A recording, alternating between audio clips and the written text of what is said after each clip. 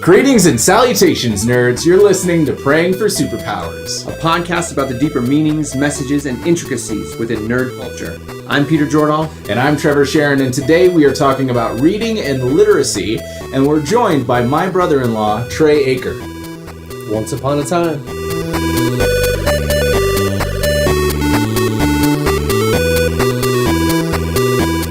So Trey is my brother-in-law. He lives in Louisiana, and he is an English teacher for high school.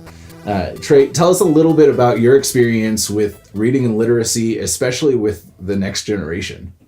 Well, the next generation oftentimes is sometimes scary because they don't read, or they're not very good at reading. But there's also glimpses of students who read a lot, and that translates to critical thinking and smart decision making and other things that I'm sure we'll talk about a little bit later. But for the most part, they're reluctant to read, this upcoming generation. But if I can get them on something that they're interested in, as with all of us, if we find something we're interested in, they'll grab hold of it and they can take it and run with it. You mentioned reluctancy. Is that just because kids aren't interested in reading Sergio de Bergerac and all the French language that they can't really understand? I think that's part of it. I think the stories are complex, old, so they're uninteresting to younger readers. But also there's so many other easier things to do. Like I can turn on Netflix and get involved in a story, which is what we like reading for. But it's so much easier to just watch it unfold than to, take the effort to read and imagine. Now, of course, I would say it's much better to do it that way, obviously, but it's just easier to watch it than it is to read. Yeah, and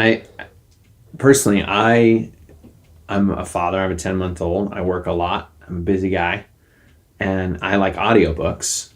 Mm-hmm. And I've been trying to not go overboard because I feel like the act of reading itself, even though the audiobook is someone reading the same exact words, because I'm not actually reading them, it feels like less. Yeah. And I was just wondering your opinion on that. Yeah, I agree. Definitely. I interact with a physical book, the words on a page, in a totally different way, even versus, like you were comparing to audiobooks, but even for me, reading a digital text versus on paper makes a world of difference to me. Yeah, I was doing some research for the episode, and I was reminded of EMDR therapy, which is a trauma-based, which we'll talk about in the episode we talked about in Iron Man's PTSD. Yeah. And the movement of eyes triggers things in the brain. And there's actually science that shows that when you read with your eyes, you're actually reading a book, it engages your brain and makes connections. Yeah. So as you're putting together the plots, the characters, relationships, your brain is making connections, and those connections stay with you for about a week after you're done reading. Interesting. Which is really cool. But also it shows like we can't just read a book a year and then move on, because those connections have actually gone away. And there's evidence that shows that bibliotherapy, which is just reading a therapeutic self-help book, is actually as effective as cognitive behavioral therapy in an individual or group setting. And there's a lot of counseling techniques that use and implement bibliotherapy.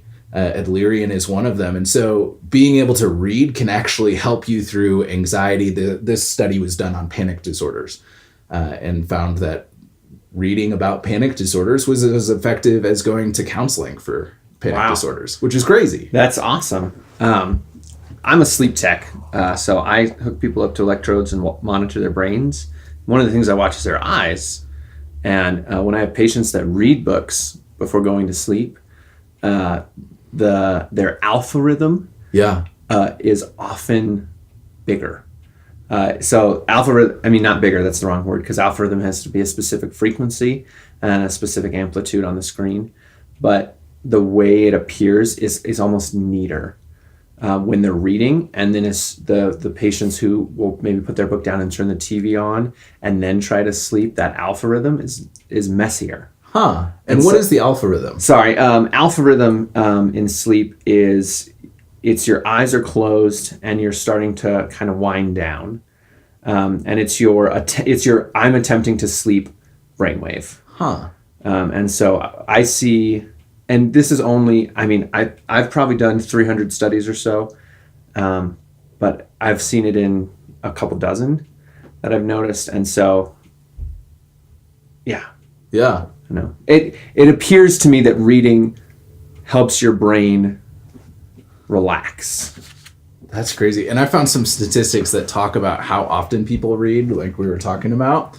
And I found out that 42% of college graduates will never read a book again after graduation, according to a 2012 Pew report, which is disgusting, wild to me that almost half of college graduates, well-educated individuals, just stop reading. Yeah, and it's like I think about it, it's like, okay, that's not that surprising, but then I think, no, like that's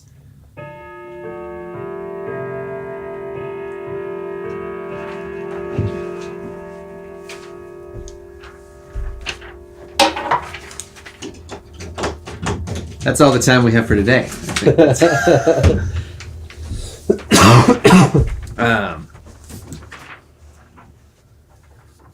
When I first read that on our notes sheet, I was like, man, that's, well, I mean, I guess I'm not that surprised, because I was including all of the non-higher educated people in my mind in that.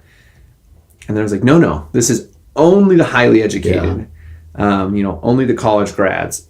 And so to think that the number of functioning adults who don't read books is probably, I would assume, it's probably, I don't know if it's a safe assumption. It's about 28% of individuals have not read, or have at least, they've read less than one book in the past 12 months. Okay.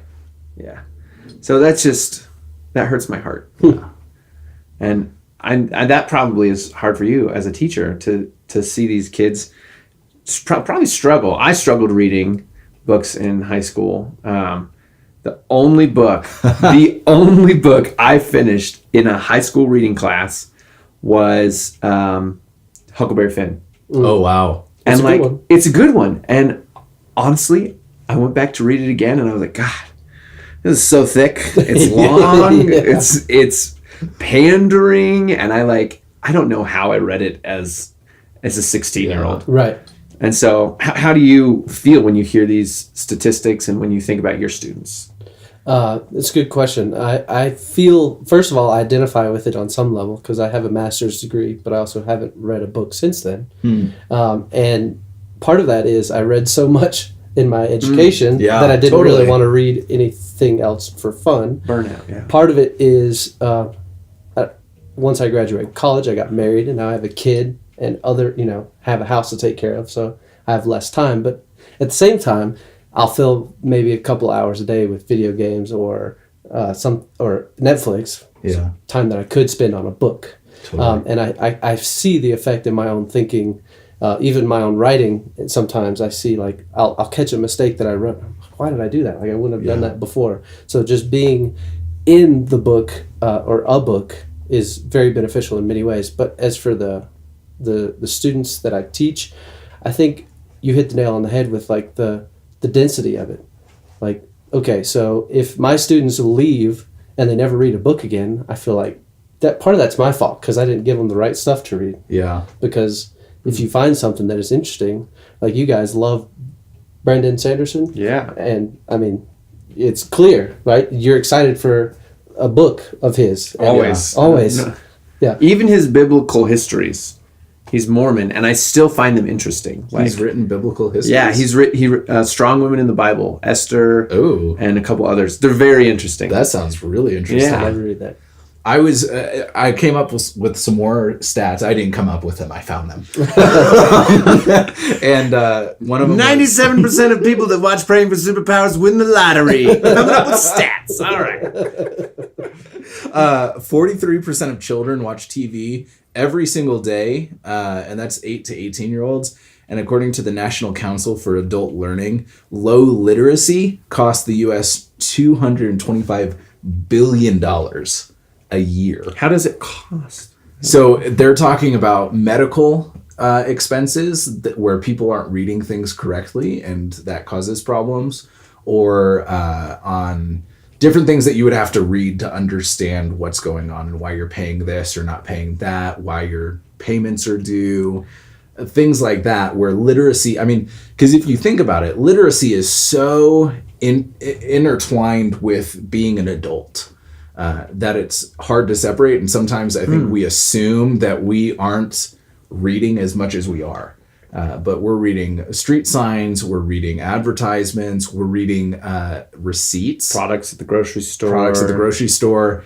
And bumper stickers. When you don't have that skill of literacy, it's easy to make mistakes where you purchase something and you don't realize what happened, and you have no way to correct that mistake because you can't write an email, you can't search, you can't read the rules or the disclaimers. This is an extreme example, but when I was a kid, I remember a news story about a woman who bought a big tub of Crisco because the outside image was fried chicken.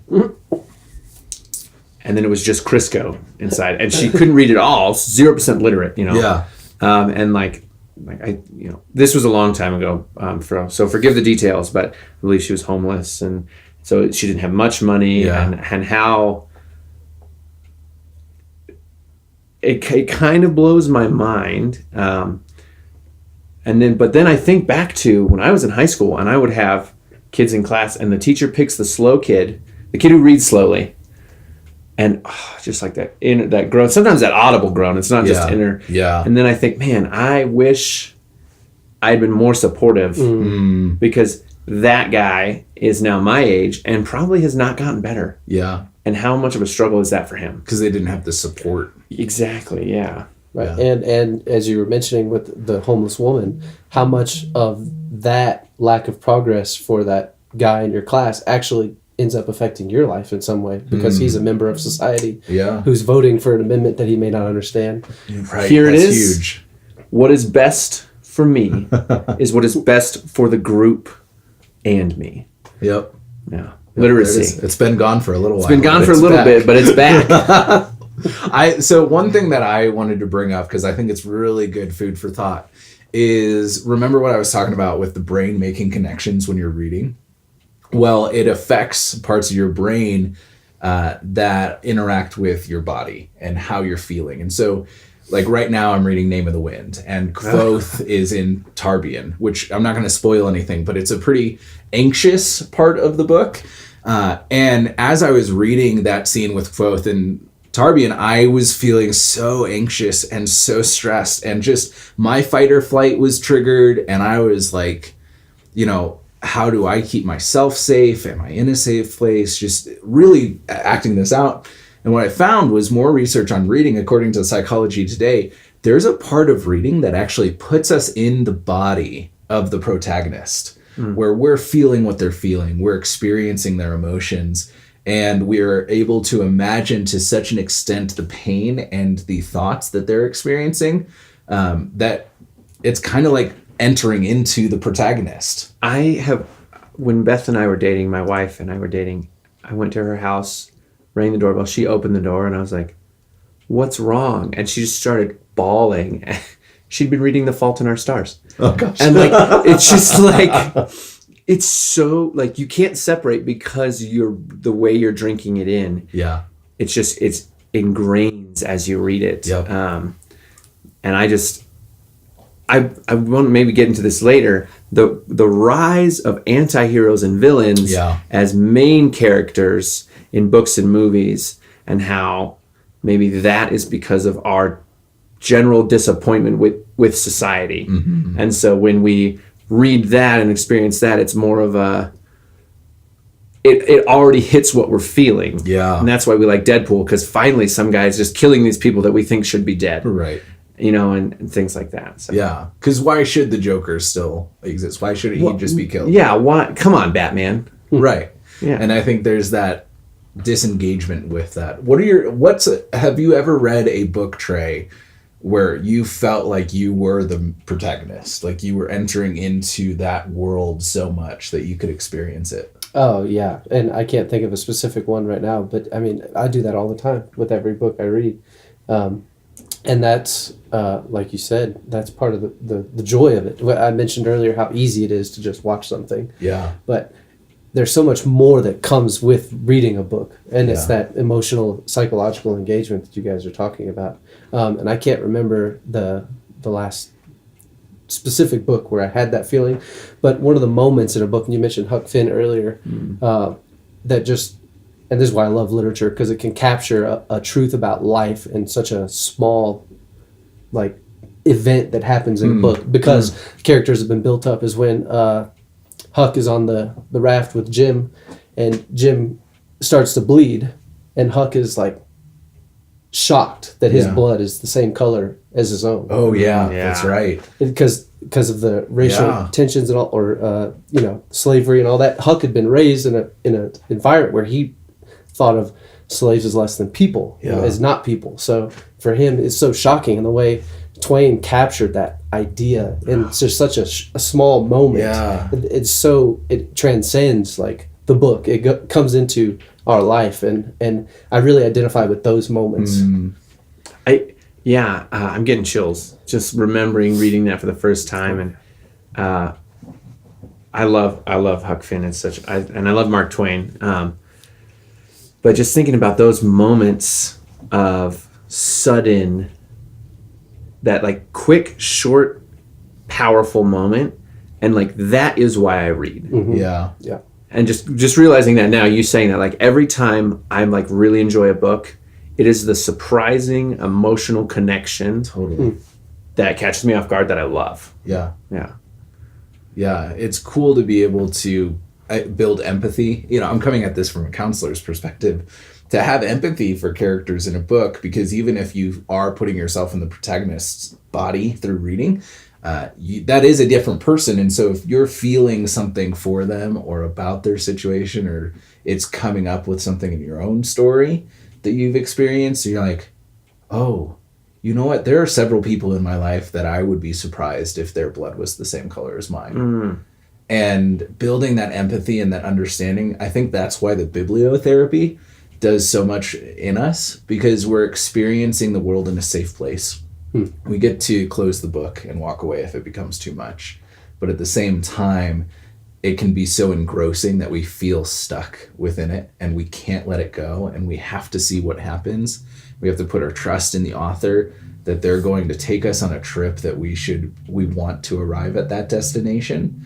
And I think that's why, there are books that we really don't like Vampirates, because the destination was not worth getting to. Right. But there are other books like Huck Finn, like Mistborn, that you get to the ending and it's so satisfying because there's this sense of accomplishment, and your brain is interacting with the reward system in that moment because you feel like you've been through that journey. And I think there's a part of our brain, I know that there's a part of our brain where visualization is treated like practice. And so if we visualize in a book overcoming trials, overcoming ourselves, becoming more than we started off as, there's a part of us that's becoming that's growing through, that's getting ready to overcome our own trials. And I think that's so cool. Yeah. Definitely. Trey, I'm curious. I love video games. Mm-hmm. I know you do. Mm-hmm. I don't play any video games now because I got too into video games when I was younger, and so I burned out in college, and so it's a personal health choice for me. But when you play video games, I don't know. I guess I'm kind of curious. What's a difference you feel or notice? And in those students you have who either are those students that are reading and are succeeding in your literature classes, and like, I know you're reading Huck Finn because you came into class and were like, Mr. Aker, oh my gosh, this emotional connection, and I can't believe, and the students that come in and that they're the video game player, that's all they do. They barely get the assignments done, or they don't get the assignments done. What is a difference you see in your students? Kind of generalizing. Oh, that's a good question. Some general differences I would see is, first, like, length of attention span, or like they can do something, a task, without interrupting their thoughts for a longer period of time. The ones who have been reading at home, and the ones who play video games a bunch, they have a shorter attention span. I'd say the critical thinking is much higher on the end of the students who are reading all the time, but the decision making is probably quicker with the video gamers, because they they have to make quick decisions. Decisions, yes, but they may not necessarily make the right one more often. Right. But other than that, I don't think there's many other differences than that. Okay. I was just curious. And I do have one more question. I have tried reading my wife's favorite book, Pride and Prejudice, several times. And I get confused. I'll come out and say it. Yeah. I love the movies, honestly, and I love the story. But she switches between who's talking so fast. It's like I'll read a whole conversation, 2 pages, and I'll think one character is this person and one character is the other. And I get to the end, and it says, "said Bingley" as he walked away, and I'm like, oh no. And I have to go back and reread. So I'm things like Moby Dick and 20,000 Leagues Under the Sea, 100 books you should read in a lifetime. What is your opinion on the classics? If someone is reading and they're a reader, should they read the classics? If someone is not a reader, where should they go? If they're like, man, they listen to this podcast and think, man, I listen to a lot of podcasts, play a lot of video games, I don't watch read. a lot of Netflix. Watch a lot of Netflix. Get that Hulu, Amazon Prime. Yep. Yeah. My sister-in-law just bought Avatar on Amazon Prime, so stoked. I'm not going to read this Christmas break. It's not happening. So, kind of your opinion of that. Yeah. Okay. So I guess there were 2 questions there. Should readers read the classics? People who enjoyed reading. I would say yes, they should. I love the classics. I've read many more of the classics than I've read any modern text, but I see allusions to classic texts in everything. ALL, not yes. not ILL. You want to explain that, Mr. Teacher? Sure. Yes. So there may be an NCIS episode that's called. But you put me on the spot, so I can't think of one right now. That's fine. You can just explain what an illusion is. Okay, yes. It could be 20,000 leagues across the sea. Right. So the title of that episode is based on that text or something that's happened in that text, and that allusion carries with it all the meaning of that item or title in its original context. Yeah. So by alluding to, say, for instance, the Cross of Christ. Can I say that? Yeah. Okay. The Cross of Christ, or just alluding to a cross in general, carries with it so much meaning because of the story of Christ on the cross. And that can be applied to any story or any character who is crucified or wears a cross around their neck. There's so much meaning that happens to that. So the last one that I mentioned was kind of a symbol, but an allusion would be any reference to something, to another text or historical event. Yeah. And so by reading the classics, you have a base of knowledge for those, where when the modern authors or directors or producers use those in their text, whether it be media or so like the Avengers symbol is really just an allusion to the Scarlet Letter. I'd say that's a stretch. I like you saying it's a stretch, but I'm like, well, what happens to Captain America? What happens to all of the superheroes that are suddenly being hunted? They're now shunned, right? And it's the A symbol, yeah, right?